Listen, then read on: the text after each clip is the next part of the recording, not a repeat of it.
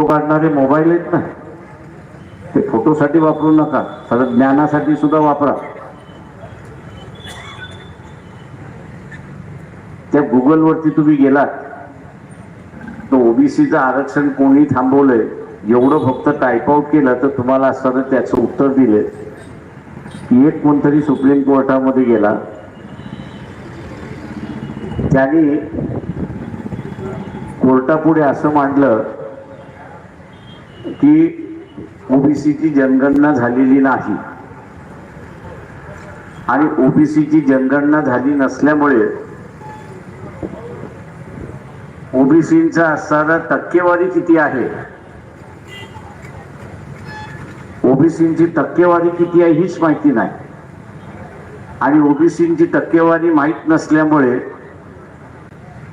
यांचं आरक्षण थांबवण्यात यावं.